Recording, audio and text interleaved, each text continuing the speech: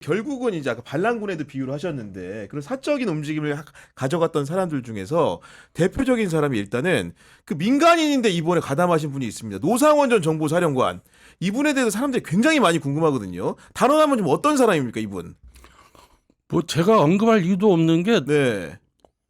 지금까지 도하 언론에서 뭐 그 많이 썼어요. 어떤 사람인지에 대해서 어떤 인물에 대해서 너무 많이 얘기를 해가지고 좀 입에 담기도 좀 별로다. 그 많이 나왔지 않습니까? 근데 네. 이게 보면은 뭐 우리 전문가시니까 너무 잘하시잖아요. 네. 이게 근데 보면은 소위 보면은 이 야전을 안 갔어요. 보면 야전을 가지 않으려고 한 게 아닌가 싶기도 하고. 왜냐하면은 주로 보면은 이게 보병에서 이 정보병과로 병과를 바꾼 이후로는 주로 이 양지만 찾아다녔으니까. 그리고 사실은 청와대 박흥렬 경호실장 당시 그 박근혜 정부 때 이 투스타로서 거기 있었잖아요. 근데 네. 역할이 도대체가 그 육군 투스타, 육군 소장이 거기 있어야 될 이유가 없거든요, 사실은. 그 경호실에. 경호실에 있을 이유가 네. 없죠. 내가 그래서 그때 한번 그거 가지고 이제 부딪힌 적이 있었죠. 그래서 육군 소장이 거기 왜 있느냐.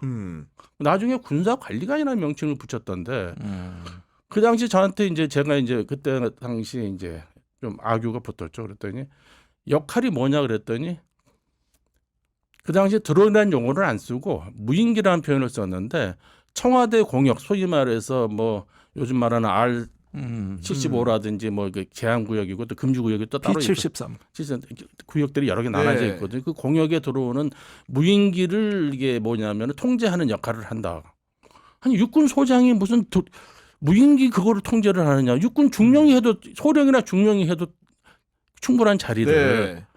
아무튼 그러니까 그때부터 경호실에 그리고 군인들이 이게 고위장성들이 들어간 것 자체가 조금 이게 뭐냐면 정상적이지 않았던 거죠. 그때부터요. 그리고 보면은 다 가는 자리마다 보면은 항상 보면은 뒷 얘기가 그렇게 좋은 얘기는 안 나오잖아요, 사실. 아, 그렇죠. 네. 그러니까 노상원이라는 인물이 어떻게 외로운 늑대가 됐는가 이 인생은 한번 자세히 살펴볼 필요는 있습니다. 뭐 여기서 다 네. 살펴볼 수는 없는데 생도 때 얘기를 들어보니까 하급자를 참 잘 달아요. 스마트하게. 우리가 왜 하급생도나 후배를 다룰 때도 어설프게 다루면은 괜히 쪽팔리기만 하고 이 면이 안 쓰잖아요. 근데 기가 막히게 다룬단 말이에요. 그건 뭐냐면은 노상원은 항상 인간의 어떤 한계와 약점을 봐요. 그래서 그것이 드러나도록 이렇게 유도하면 어떻게 되냐면 상대방은 굴복한다고. 그렇게 유도하는 제조자. 그러니까 롯데리아 나오니까 나왔겠죠, 후배들이. 그런데 그러니까, 네. 그래서 후배 생도를 기가 막히게 잘 다룬다. 이게 이제 동기생 평가인데 그만큼 인간에 대해서 자기 나름대로 노하우가 있는 건데 이 양반이 소령 때 전과를 하거든. 저 정보병과로. 정보로. 네. 그때를 살펴보니까 그때가 이제 우리 군의 정보 현대화 계획이 본격화되던 시기더라고요. 그런데 정보병과의 인력이 부족했어요. 그래가지고 유능한 장교들을 많이 이제 정보병과로 영입을 했는데 그게 그때 당시에 대부분 상위 그룹이었습니다. 좀 똑똑한 사람들. 그래서 그 당시에 노상원이가 이제 정보병과로 들어가는데 이때부터 이렇게 보면은 이제 기행들이 나오죠. 급기야는 아까 인간의 약점을 얘기한 게 그 육사 생도 때도 그런 면이 있지만은 투스타 때 그 37 부대, 777 부대라고 네. 하죠. 거기에서 이제 처음으로 제왕적인 어떤 그 지휘가 가능해지는데 정보부대는 항상 이제 조금 이제 유연성도 있어야 되고 뭔가 이 부대라는 게 좀 논리적인 흐름들이 있고 또 그런 면에서 남다른 통제가 필요한 게 정보부대란 말입니다. 그런데 마편이라는 게 있더라고. 그게 마음의 편지의 준말인데 네. 이걸 통해서 병사들이 간부의 비리를 자기한테 편지로 쓰도록 유도를 한 거예요. 그것 때문에 부대가 개판이 됐다는 소리가 들려. 뭐냐 하면은 간부들이 병사 눈치를 보는 거예요. 네. 내 얘기 나쁘게 쓰면 안 돼. 네. 내 얘기 쓰면 안 돼. 뭐 이러면서 로비를 하고 다니는 거죠. 네. 그래서 그 마편이 그게 조금 밖으로 나온 소문들이 별로 좋지가 않아요. 부대가 이상해졌다. 이런 얘기를 듣는데 이것도 역시 제가 보기엔 노상원식 그 리더십인데 자꾸 주변 사람들의 어떤 좋은 점, 인간의 가능성보다는 인간의 한계를 보려 그래. 이런 습성이 있다고. 그러다 보니까 그런 병사들의 투서를 자기 어떤 부대 관리에 활용을 하는 거죠. 그러니까요. 네. 이러니까 불신이 조장될 거 아니야 아래서. 그러나 자기의 권력은 세지는 거예요. 훨씬 강해집니다. 그리고 얼마 있다가 이제 다음 그 정보사령관 할 때 이제 정보학교장 할 때 그 성폭행 사건이 있었던 거거든요. 그러니까 이런 것들 보면서 좀 특이한 건 뭐냐면은 이후에 동기생들하고 인간관계가 소원해집니다. 그러다가 예비역이 됐을 때는 이제 군에서 불명예 제대를 했는데 동기생 중에 그 노상원의 근황을 아는 사람이 거의 없었다는 거예요. 이 일 터지기 전까지? 야, 그러면은 저는 김용현 전 그 장관이 더 약간 신기하게 보이는 게 그분이 결국은 그 노상원을 호출한 거 아닙니까, 지금? 예. 제가 알기로는 아마 꾸준히 김용현 장군하고는 아마 김용현 장군한테 그 당시에도 김용현 장군도 약간 힘든 시기였을 테니까 했겠지만은 꾸준하게 인간관계를 유지해왔군요. 네. 그리고 이제 그 노상원이라는 그 군인은 보면은 기본적으로 좀 독특해요. 개고기를 정말 좋아해요. 개고기를 좋아해요? 그래서 예. 이게 그건 뭐 좋아하는 사람 많아요. 옛날 그 상관들한테 특히 뭐냐면 개고기 접대하는 것도 좋아했고 개인적인 얘기이긴 하지만은 그러니까 이제 김용현 장군하고는 저기 이제 수경사죠. 지금 수방사죠. 네. 전진 수도경비사령부 55 경비대에서 그 만났죠. 대통령 경비하는. 네. 그 당시 이제 뭐냐면은 이 작전장교였고 소령 김용현 그리고 이제 대위 노상원은 지대장이었어요. 지대장이 뭐냐면은 경호실 그 경호하는 부대에서는 중대장이라는 표현을 안 쓰고 지대장이라는 표현을 썼는데 네네. 거기서 지대장을 했어요. 그때부터 이제 인연을 맺어져 가지고 소위 말해 가지고 김용현 전 국방장관이 국민과 함께하는 안보 포럼이라는 대선 캠프의 그 어떤 군 관련자들 모임 포럼에서도 보면은 만나고 노상원이 그때도 그런데 이제 뭐냐면은 저는 이해가 안 되는 게 이게 소위 민간인이잖아요. 아무튼. 그렇죠. 민간인입니다. 더군다나 네. 국군의 생일인 10월 1일 날 부하 요군을 성추행해가지고 문제됐다는 건 그것도 하필이면 또 국군 날이에요. 또 휴일날 또 찾아가가지고 또 그것도. 네. 아무튼간에 그런 그 민간인한테 이 노 장군이 얘기하는 건 내 말로 알아들어라까지 얘기하는 그 김용현 장군 같은 경우는 소위 말해서 이 군대를 하나의 사병 집단으로 보는 거거든요. 이거는 있을 수가 없는 거예요. 군기문란이고. 근데 이게 왜 가능했느냐 보면은 사실은 이 정보사라는 게 정보사령부라는 그 군대 조직이 사각지대에서 감시해요. 그러다 보니까 굉장히 말하자면 아까 말씀한 대로 이게 인사에도 민감하고 그러면 아무튼 그 조직 자체가 굉장히 문제가 많지 않습니까? 작년에 벌어진 이 소위 말해 불이행요원 명단 누출, 불이행요원 정보망, 조직망까지 다 누출됐잖아요. 그게 그런 사건이 벌어질 수 있었던 배경에 보면은 그런 국방부 정보본부라는 게 특별한 캐릭터가 있어요. 무슨 얘기냐면은 현역과 예비역들의 아주 밀접한 관계예요. 왜 그런 겁니까? 왜 그러냐면은 예비역들이 나가게 되면은 현역들의 어떤 용역을 받아가지고 활동을 하는 그런 관행이 있어요. 그리고 이게 보면은 정보사를 보면은 이게 무슨 사장, 부장 이렇게 하면서 하잖아요. 왜 그러냐면 공작을 할 때 그 사업으로 얘기를 하거든요. 그러니까 대북 공작을 할 사업이라고 얘기 하는데 뭐냐면 결국은 있잖아요. 사업이라는 거는 전부 돈이에요. 돈하고 항상 정보사는 돈하고 연결돼 있어요. 그러니까 예비역들도 돈하고 매개를 해가지고 이 용역을 받아가지고 블랙 요원도 하고 그러는 거거든요. 그런데 보면은 정보사 그때 한 게 유경식당 종업원들 그때 당시 뭐 납치했죠. 사건도 있잖아요. 근데 왜 그런 사건 하는지 이해를 못하는 거예요. 왜냐하면 북한 군부의 고위층이라든지 북한의 어떤 거기 의미가 어떻게 보면 정보에도 의미가 있는 그렇죠. 그렇게 해야 되는데 실제로 가서 보면은 이게 나타나는 얘기를 보면은 저는 개인적인 저 내피셜로 제 개인적인 얘기입니다만 생각입니다만은 저는 그때 블랙 요원 명단 유출돼 가지고 어마어마한 사건이라고 생각했다 그러는데 전 별로 그렇게 생각하지 않았어요. 왜냐하면은 이미 중국 공안이라든지 중국 애들은 다 알고 있어요. 우리가 주로 하는 게 몽골이라든지 저기서 하잖아요. 저기서 저기 중국에서 주로 활동을 하는데 다 알고 있어요. 그러다 보면은 북한 공작원들하고 기브앤테이크예요. 대개 보면 서로가. 그리고 서로 상부상조가 있구나. 상부- 예. 그리고 왜냐하면 자기도 실적이 있어요. 북한에도 마찬가지예요. 그리고 저기 뭐냐면은 이 정권이 이제 진보 정권이고 그러면 남북 교류 활성화하면은 그걸 해가 엮어가지고 대북 사업 하나 한번 엮어가지고 또 돈 되는 거 엮어서 아니야. 하고 영화에서 이런 보는 것도 대로. 있어요. 예. 그리고 제가 이제 거의 그 당시에 이제 소위 말해서 HID도 마찬가지예요. 그 북파 공작원들 그 저걸 했지 않습니까? 맞아요. 보상금을 네. 줬지 않습니까? 초기에 있잖아요. 그걸 다 저기 뭐냐 보상금 많이 받게 해줬다고 해가지고 그 가족들 유족들이 어떻게 보면 못 돌아왔으니까 가족들한테 접근해가지고 저기 커미션 받은 사람들이 예벽들이에요. 그러니까 제가 알고 있는 분 한 분은 일단 받았어요. 그 보상금을. 어. 거기서 30%를 가져갔어요. 거기 예비역 단체에서. 뭐냐면은 커미션 저기 더 많이 받게 해주겠다. 그래가지고 그 30%를 떼갔어요. 근데 그걸 해가 더 많이 받았는지는 제가 확인을 못했는데 네.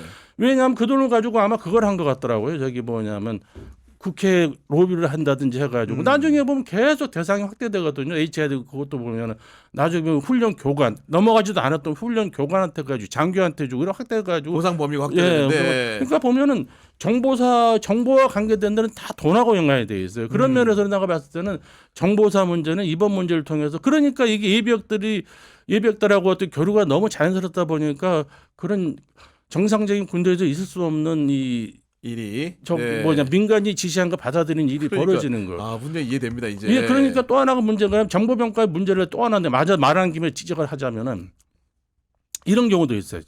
합동참모본부 정보본부에 보면은 대령 진급을 못했어요. 진급을 못해가지고 중령으로 전역했어요. 그런데 군무원으로 들어와요. 군무원 들어가지고 오히려 동기상 현역으로 쭉 간 장군까지 간 선수보다 더 오래 근무해요. 아, 어떻게 그러죠? 아 군무원이니까 민간. 정권이 그런데 보장되니까. 예. 이게 또 어떻게 돼 있냐면 대한민국 정보라는 게 이 대북 정보라는 게 저는 굉장히 사실 불신하는 편이에요. 왜 그러냐면 아침마다 올라가는 대북 동향 국방장한테 올라가는 게 블랙북이라는 거 있잖아요. 거기 네. 보면은 도대체 확신한 게 없어요. 과거 사례를 보면은 뭐냐 이럴 수도 있고 저럴 수도 있다. 요새는 누가 그러더래. 그럴 수도 있다. 또 추가됐대. 이럴 수도 있다, 저럴 그럴 수도 있다. 네. 예. 그러니까 뭐 모든 거는 정보는 좋게 말하면 그거죠. 이렇게 던져놨으니까 그거는 정보를 사용한 사람이 판단해서 하라는 건데 네. 근데 이 과정에서 문제가 뭐냐면은 이런 게 있습니다. 이게 정보평가는 작잖아요. 인사평가를 바로 자기 직속상가에서 쭉 그 계열에 있잖아요. 근데 이게 유능한 소장 장교가 판단해가지고 뭔가 획기적인 정보 어떤 보고를 하고 싶어도 못하는 사례가 많아요. 왜 그러냐면 자기가 그런 정보 보고를 해가지고 보고서를 만들면은 이거 뭐야? 옛날에 내가 했던 거하고 반대되는 얘기를 해. 네가 그럼 내가 옛날에 했던 건 뭐냐면 엉터리 정보였단 말이야. 이렇게 되는 거예요. 그러니까 그 눈치를 보고 소위 말해서 보고서 만들 거리하는 풍토가 되는 거예요. 제대로 된 보고를 못 못하는 하는구나. 거예요. 네. 그러다 보면 밑에서 조금 어긋나는 정보가 위로 올라가다 보면 이렇게 돼가지고 실제 국방장관이라든지 군통수까지 제대로 된 게 안 가는구나. 예. 약간의 이게 뭐 오류라고 오차 범위가 넓어진 정보가 가는 경우가 네. 많다는 거예요. 그러다 보니까 이거 뭐 얘기가 좀 계속 옆으로 계속 결이 다른 얘기로 가버립니다만은 서해 네. 공무원 피살 사건 같은 경우도 네. 굉장히 문제가 많은 사건이 정보평가에서요. 그거는 이제 뭐 차후 차후에. 기회가 있으면 말씀드리겠습니다. 아니 노상원 얘기를 또 이제 그 하면서 생각나는 부분은 사람들이 놀란 게 이분이 일단은 전직 사령관인데 나가서 점집을 운영한 거 아니겠습니까? 그러니까 농담으로 계엄보살 얘기하는데 군이 이런 그 뭐라고 해야 되나 무속하고 관련이 많은 겁니까 원래? 아니 그렇진 않아요. 네. 그런데 저도 그 보도는 좀 우려되는 게 계속 그 보도가 반복돼 나갔거든요. 네. 그러다 보니까 노상원에 갖고 있는 본질이나 이 어떤 기획력보다는 자꾸 그쪽으로 빠지는 것 같아서 그러니까 또라이다, 비정상이다, 뭐 심지어 미친놈이다 여기까지 네. 간단 말이에요. 근데 내가 보기엔 멀쩡하고 똑똑했고 그다음에 치밀했단 말이에요. 이런 측면을 봐야 이 계엄이 이해가 가는데 자꾸 그 무속 기사가 반복적으로 오버랩되는 거는 조금 약간 우려가 네. 되긴 했어요. 근데 사실은 노상원은 전형적인 외로운 늑대입니다. 아까 말씀드린 대로 동기생과도 단절돼서 고립됐고 그러는 과정에서 이제 기행을 한 거는 사실이지만 그렇다고 해서 군에 대한 어떤 권력욕은 그대로 남아 있고 또 그걸 또 영광스럽게 회고하고 거기다 김용현과의 만남은 뭐냐면 본인이 다시 대통령직으로 복귀하는 프로세스로 이해를 했단 말이에요. 그러니까 그 저기 이걸 통해서 계엄을 성공적으로 하고 부정선거를 자기가 뭐 응징을 해서 그러니까요. 네. 그렇게 해가지고 다시 공직에 복귀하는 이걸 갖다 본인은 봤던 거거든요. 그리고 HID도 그래요. 지금 안 밝혀진 게 그 어떤 그 오비 내지는 전문가들이 소집돼 가지고 모종의 장소에서 대기를 했는데 그 진짜 목적이 뭐냐? 거기는 뭐 신문조도 있고 체포조도 있고 다 있더라고. 4개 조로 돼 있던데. 그러면 외부에 그 있었다 뭐 복귀 못한 블랙 요원이 있냐 이 얘기는 또 뭐고?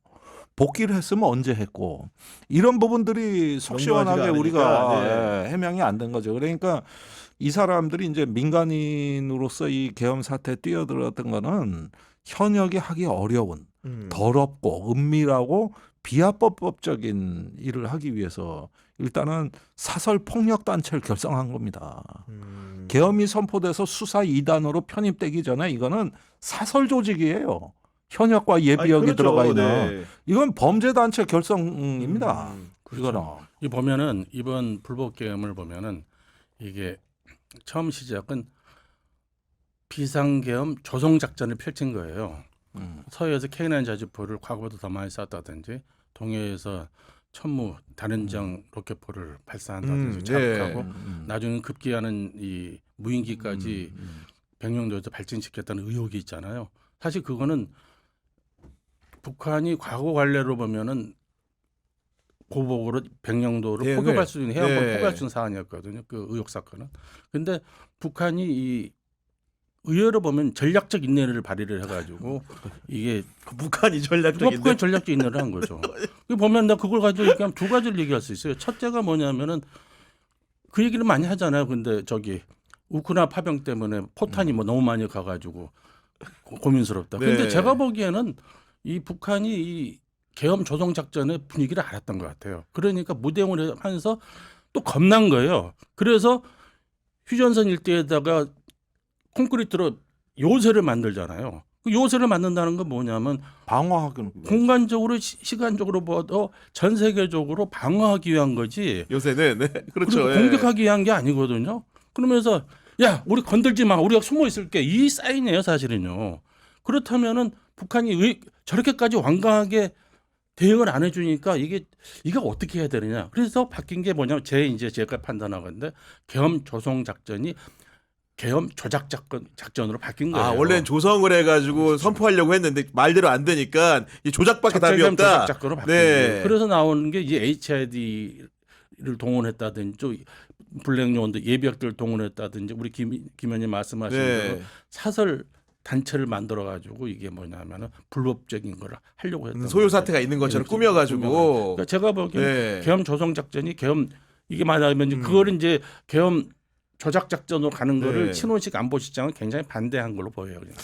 자, 지금 대부분 수사기관에서 진술을 하고 있는데 노상원만 지금까지 묵비권을 행사하고 있습니다.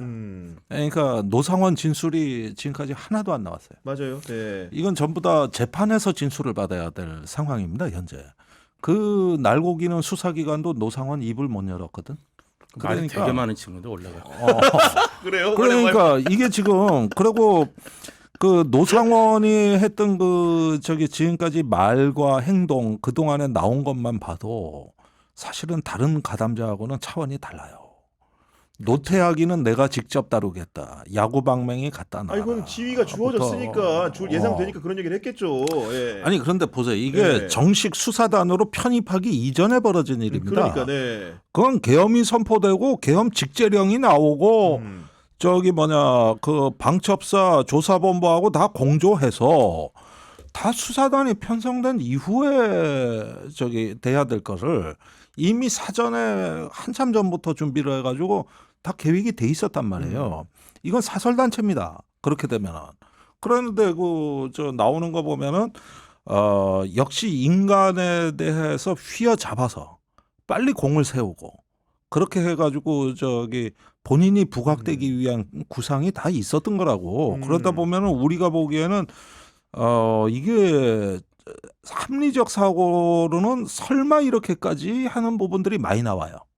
그런데 정작 노상원은 하나도 진술 안 했습니다. 그러니까 이게 지금 이번 사태에서도 이 부분이 가장 사각지대이자 지금 네. 저 어려운 취약 지점으로 돼 있거든요. 그러면은 지금 저기 뭐냐 그 일반 정규 부대 같은 경우야 받은 명령과 그걸 이해하는 장군들의 수준이 드러나지만 정보사는 아니라는 거예요. 그리고 거기는 여단장들이 주축입니다. 정보사는. 그 조직 장악을 아무나 하는 게 아니고 노상원이는 문상호는 그럴 능력이 안 돼. 원래 정보맨도 아니고. 그러다 보면은 뭐 맨날 하극상이나 겪어가지고 말이야. 그랬잖아요. 그 앞전에 바로 앞에. 그 여단장하고 치고받고 싸우고 이래야 된단 말이에요. 그러니까 이게 이렇게 보면은 이 저기 오히려 문상원이 좀 저기 그 허수아비 같고 노상원으로 거의 주도권이 넘어가 있는 거 문상호가 같고 허수아비고, 네, 네. 넘어가 있는 양상이고 여기가 계엄에 있어가지고 어떤 법적인 테두리 내에서 할 수 없는 거를 다 책임지는 조직 같아 보여요. 그러니까 막 체포, 고문, 별의별 게 다 나와.